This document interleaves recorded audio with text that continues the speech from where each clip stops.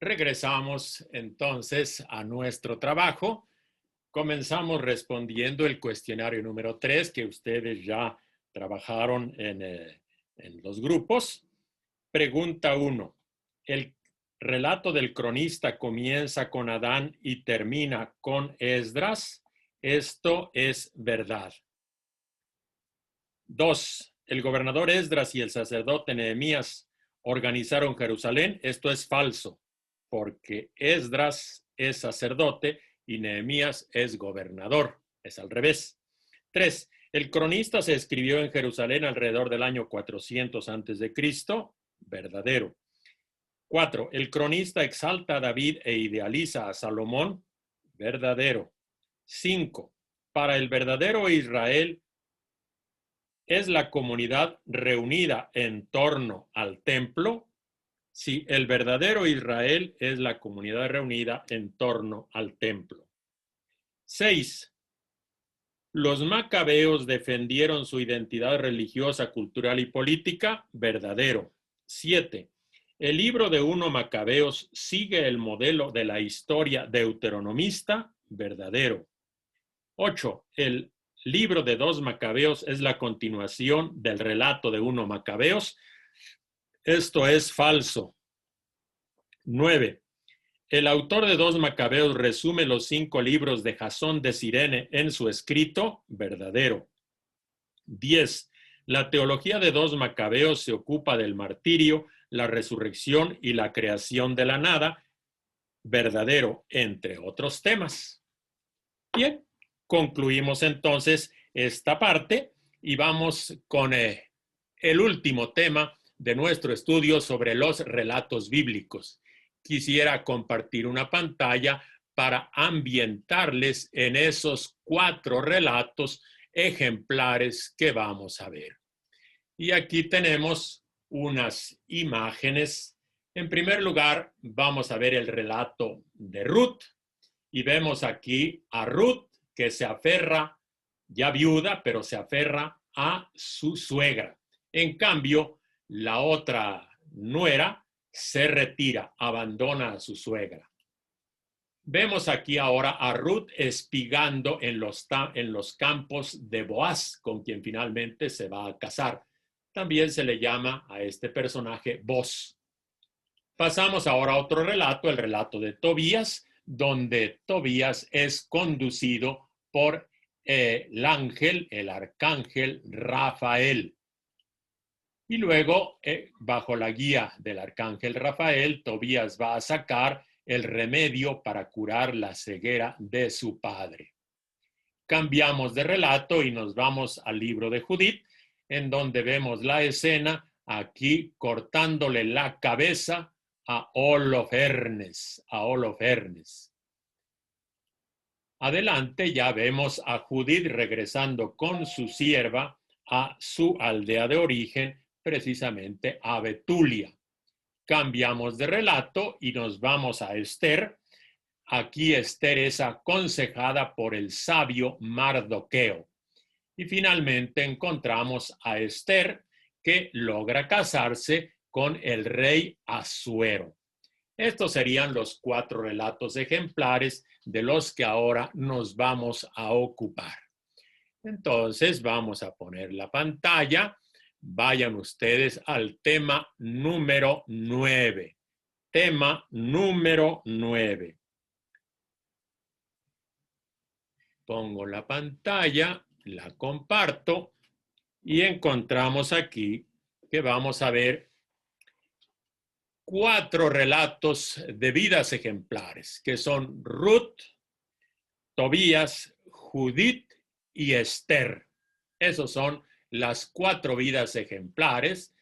Queremos estudiarlas porque tienen grandes enseñanzas. Lo primero que hay que recalcar es que se trata no de obras de historiografía, sino de historia ficticia. Son 4. Reflejan las circunstancias de la época en que fueron escritas y son realmente vidas ejemplares. Están destinadas a edificarnos, a enseñarnos. Recordamos que de estos 4 libros, Tobías y Judith, que aparecen en la Biblia de los 70, fueron excluidos por los reformadores en el siglo XVI, aunque recordemos que cuando leemos sus textos se refleja detrás un original hebreo. Comenzamos con la primera historia, que es la de Ruth. Le titulamos La extranjera abuela de David. Tipo de literatura, ya dijimos, es una literatura edificante, religiosa y didáctica. Quiere enseñarnos, quiere educarnos en la fe, no tanto educarnos en los hechos históricos. Está escrita precisamente como una parábola de los desterrados, una parábola del destierro, de los que van a regresar a su patria. Pero también reivindican a los extranjeros y sobre todo a los migrantes. Es un escrito directamente en contra del racismo. Es muy breve, son unos cuantos capitulitos, unas 2 paginitas en la Biblia. Es breve y sencillo. Muy bien. ¿Dónde se coloca el mundo del relato? Comienza diciendo que es en la época de los jueces. Ahí está colocado. Los escenarios en realidad es la aldea y el mundo del campo, un escenario aldeano y campesino, en la zona precisamente de Belén, de este lado del Jordán, y Moab de aquel lado del Jordán. Y el tiempo del relato es básicamente un día, una noche y una mañana. Se omiten todos los demás tiempos. La trama del relato tiene 4 actos que están presentados en 4 capítulos. 4 actos. Vamos a verlos. Capítulo 1, ida a Moab y regreso. Ida y vuelta. Luego ya viene el capítulo 2 en el campo de Boaz, como hemos visto. Luego una noche en la era donde están trillando trigo. Y finalmente en la plaza del pueblo donde se va a celebrar la boda. ¿Quiénes son los personajes? Son muy sencillos de identificar. Los principales son Noemí, que es la suegra, que urde toda la trama, Ruth, su nuera, una mujer extranjera, y Boaz, un ciudadano de Belén, un hombre responsable y generoso. Y también hay otros personajes secundarios. ¿Qué mensaje nos da el libro de Ruth?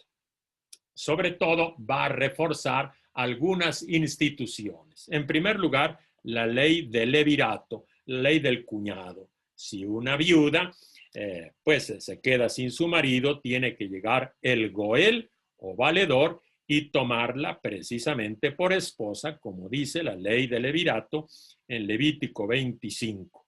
Pero también avala el matrimonio con mujeres extranjeras. Se recuerda al rey David. Y el ambiente, pues, es el ambiente relacionado con David, que es originario de Belén. Hay otros valores humanos, como son el amor y la lealtad entre los parientes y sobre todo la preocupación por la fecundidad familiar. ¿Qué imagen nos presenta de Dios? Dios es muy discreto. Dios es el que da y bendice, y sobre todo bendice con una descendencia, pero también es un Dios que protege a las viudas y nunca se olvida de los migrantes. Quienes están en tierra extranjera, recuérdense, Dios no se olvida de los migrantes. Segundo relato ejemplar será el libro de Tobías. Subtítulo: Un buen judío de la diáspora, un buen judío fuera de la tierra de Palestina, en el extranjero. ¿Qué tipo de literatura o género literario tenemos aquí? Es una verdadera novela, una novela con rasgos claramente sapienciales, edificantes. Trata pues de instruirnos. La novela como tal tiene muchas incoherencias de cronología. Uno de los personajes dice que ha visto cosas que acontecen en 2 siglos, cosa que es imposible. Hay muchos motivos, o sea, se recurre a los motivos folclóricos propios de la literatura de la época. y está destinada a los judíos de la diáspora, los judíos que están en el extranjero. Más o menos es una obra de entre los siglos III y II antes de Cristo. Sus propósitos son claramente didácticos. Ahora vamos a ver el mundo del relato, dónde nos ubica el relato como tal. Se sitúa literariamente, no realmente, sino literariamente. El relato se ubica en Nínive, la capital de Siria. Allí se ubica el relato de Tobías. Y nos presenta varios motivos literarios: el viaje, el ángel que guía, la piedad del hijo, las enfermedades del anciano, el sufrimiento de una familia, lo que puede acentuarse sobre todo cuando se está en el extranjero, una tragedia matrimonial, porque Tobías efectivamente vive y presencia este hecho de las tragedias matrimoniales, y un humor macabro, una mujer a la que se le mueren los 6, 7 esposos. La trama es un poco desbalanceada, vamos a verla, tiene muchos detalles, el libro es relativamente amplio, tiene 14 capítulos.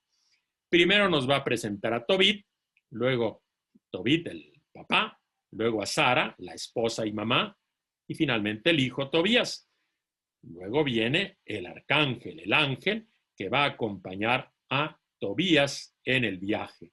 Finalmente viene la boda de Sara, regresan a casa, se cura al anciano Tobit con un remedio particular recomendado por Rafael. Rafael quiere decir Dios cura, Dios es medicina. En el capítulo 13 viene un cántico de agradecimiento y de alabanza, y finalmente Tobit, el anciano, se despide. ¿Quiénes son los personajes principales? Son fáciles de identificar. Tobit, el padre de familia, luego Tobías, que es el hijo, y luego el arcángel Rafael. Hay otros que son secundarios, como Ana, Sara, Raguel y Asmodeo, el demonio Asmodeo. Estos personajes están bien caracterizados. Tobit es un padre de familia, pero es un padre ideal, un hombre fiel a la ley, que ayuda a los pobres, es honesto, no se permite el robo, es muy misericordioso. Tobías es un hijo obediente, siempre le hace caso a su padre. Y Rafael, pues medicina de Dios, acompaña en el viaje, se encarga de arreglar la boda y es el médico que cura al anciano Tobit. ¿Cuál es el mensaje religioso de este libro? Su propósito es la edificación religiosa. ¿Qué le interesa inculcarlos? Pues la fidelidad a la ley. Hay que ser fieles a la ley, cumplir la ley. Nos da muchos consejos morales, nos presenta muchos ejemplos, nos enseña el valor de las plegarias, de la oración, y a cultivar la esperanza. Esperanza que hay que cultivar en la historia. Y nos va a presentar la imagen de un Dios que es providente y al que se le puede dar culto en el extranjero, donde no hay templo y donde no se pueden ofrecer sacrificios, pero se puede servir a Dios. Otro aspecto son los valores de la familia. La familia se encuentra en el destierro, pero no se olvida de su tierra. En medio de los países paganos tiene que dar ejemplo de lo que es vivir el espíritu familiar. Hay que garantizar la continuidad, por eso tiene que haber boda.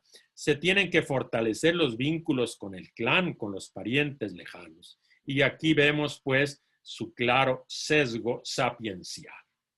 Y con esto pasamos ahora a la tercera obra ejemplar, Judith. Judith, que sería la judía.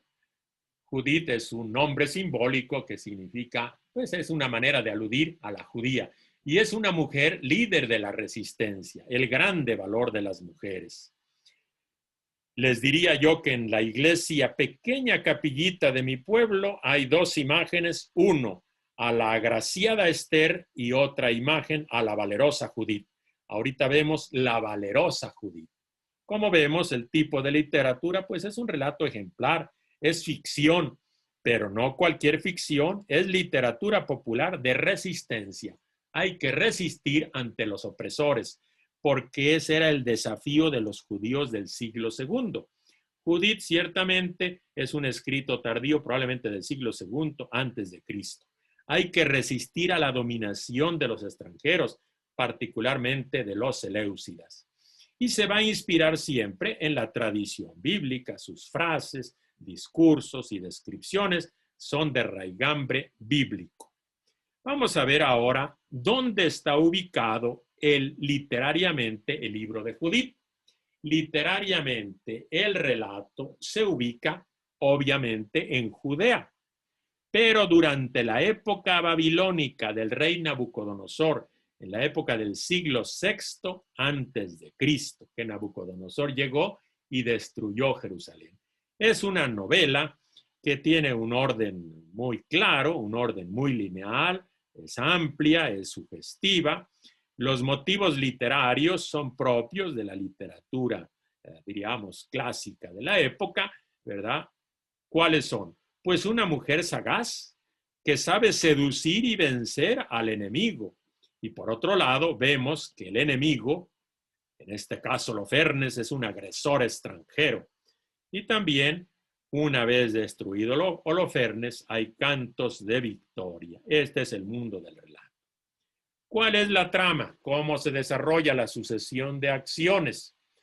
Sigue un argumento bíblico muy claro, que es que en una situación desesperada, Dios libra a su pueblo. No hay que perder las esperanzas.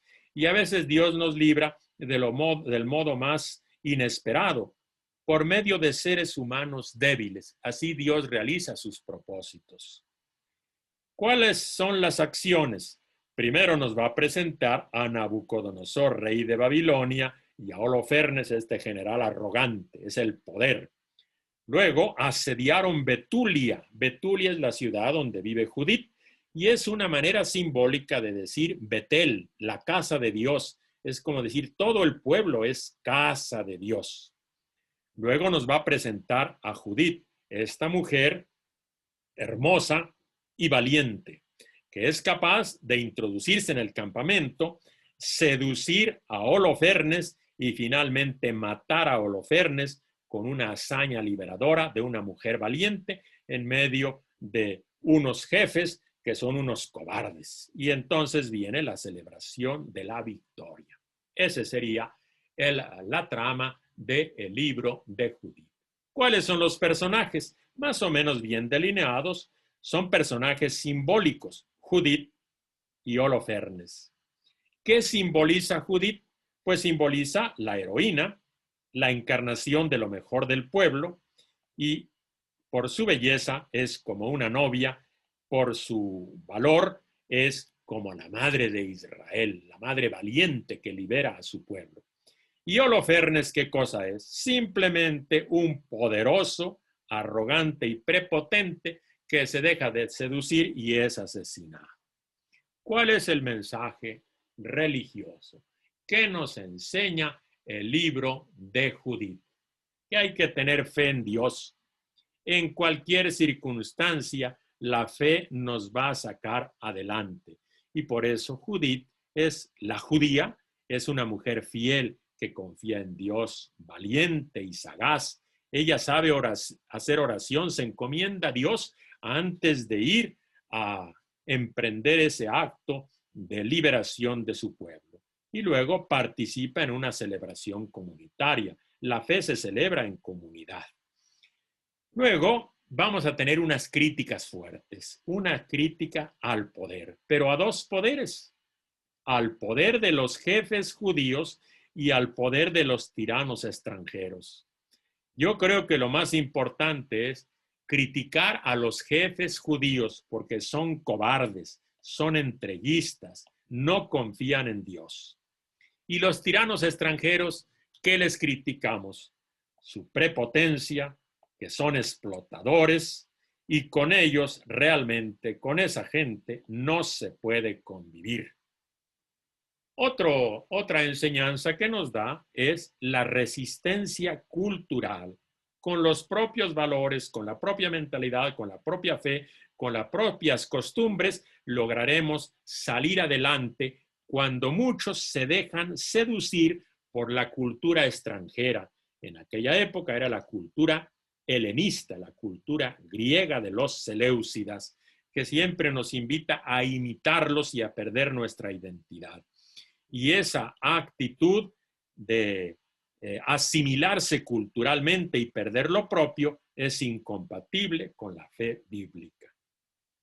Y así llegamos a la cuarta y última historia ejemplar, que es precisamente la historia de Esther, la agraciada Esther. Y aquí nosotros vemos la violencia de los intolerantes. Los intolerantes siempre son violentos, son asesinos.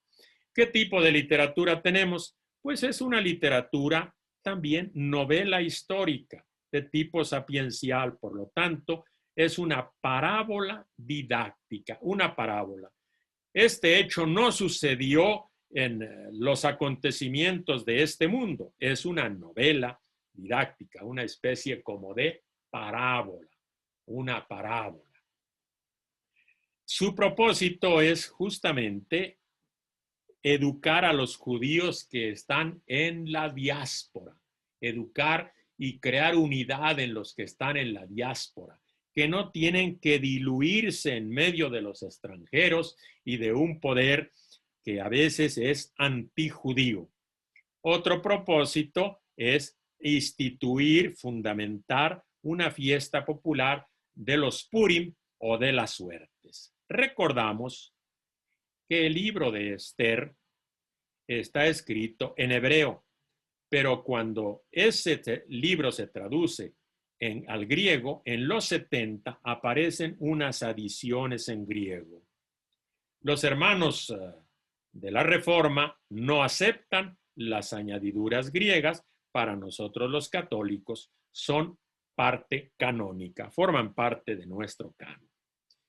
¿Cuál es el mundo del relato de este libro? Los últimos, Esther, está ubicado literariamente en la época persa, bajo Jerjes, ubicado en el siglo V antes de Cristo, aunque el libro es escrito muy probablemente en el siglo II. Su trama, el desarrollo de sus acciones, sigue lo que llamamos una historia de salvación. ¿Qué cosa sucede en una historia de salvación? Es que hay un peligro y entonces viene la liberación prodigiosa del pueblo en medio de ese grave peligro. ¿Y quién lo hace? Un personaje particular, como en este caso, una mujer valiente, bien aconsejada por un hombre sabio. ¿Quién es ese hombre sabio? Nos lo presenta el libro en el primer capítulo. Se llama Mardoqueo. Luego viene el rey Asuero y Basti, una de las esposas. Luego aparece en el capítulo 2 Mardoqueo y Esther, que es también pretendida como esposa del rey Asuero. Para darle, diríamos, dramatismo, aparece Amán, que es un consejero del rey influyente, pero que odia y amenaza a los judíos. Interviene entonces la reina Esther delante de Asuero y logra que se descubra la trama malvada que urdió Amán y así logra liberar a los judíos. Pero viene una escena un poquitito tremenda y es el desquite de los judíos, porque a los malintencionados que querían hacerle daño a los judíos, pues pagan con la pena que ellos querían imponer a los judíos. Hay una especie de venganza. Y finalmente termina todo con una celebración, la fiesta de los Purim. ¿Cuáles son los personajes que intervienen en este relato? Personajes principales. Amán, el consejero del rey, malo, ambicioso y vengativo. Mardoqueo, todo lo contrario. El judío, bueno y sagaz. Es lo mejor del pueblo. Es consejero y aconseja a Esther, una mujer bella y valiente. Y Asuero, pues es el rey persa, según el relato, ¿verdad? Probablemente una alusión a Jerjes, y es un hombre poderoso, pero muy influenciable, una veleta, se mueve hacia donde va el viento.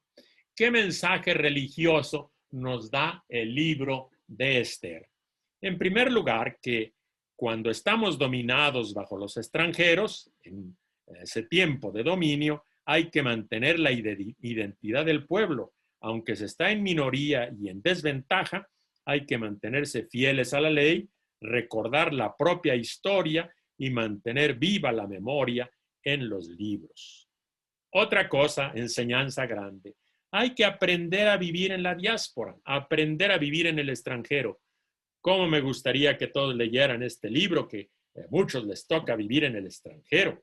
Y hay que hacerlo con confianza, con solidaridad y siempre muy cautelosos, porque los poderosos siempre urden cosas en contra de los extranjeros.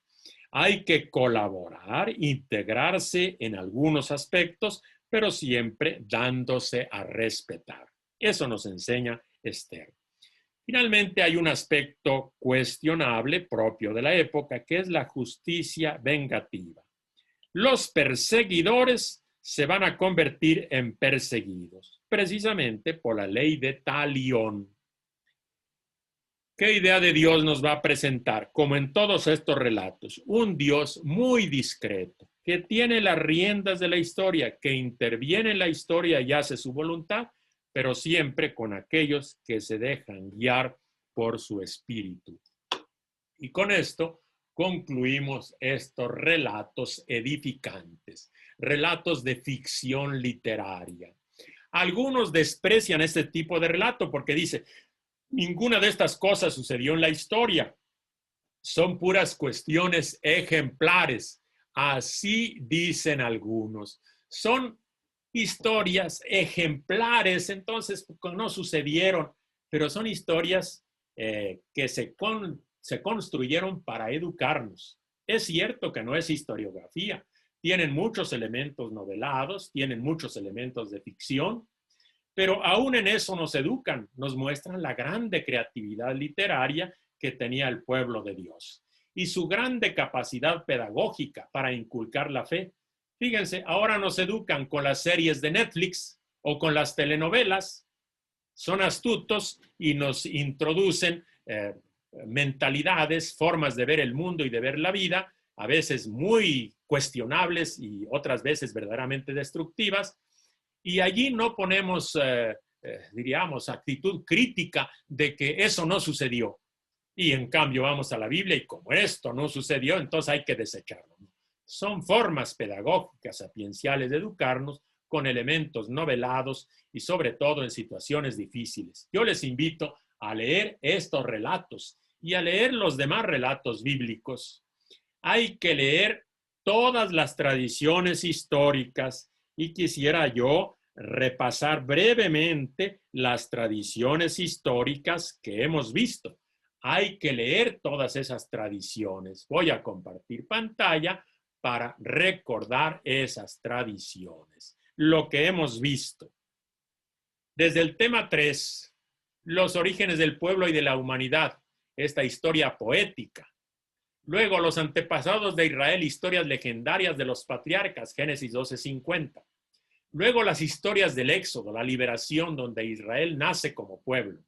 Y finalmente, dos grandes obras de historia religiosa, pero que cuentan hechos históricos, raíz histórica fuerte, en la historia deuteronomista, que va de la toma de la tierra a la pérdida de la tierra. Poco pesimista. Pero viene la historia del cronista, que va desde Adán hasta Esdras. Vimos finalmente en el tema 8 las historias de resistencia heroica de los macabeos. Resistencia heroica frente al poder extranjero, donde hay raíces históricas. Y concluimos precisamente con estos 4 relatos de vidas ejemplares, relatos sapienciales que también se proponen educarnos. Y con esto terminamos este módulo. Que sigan estudiando y aprovechando su introducción al Antiguo Testamento. Que todos tengan muy buena noche.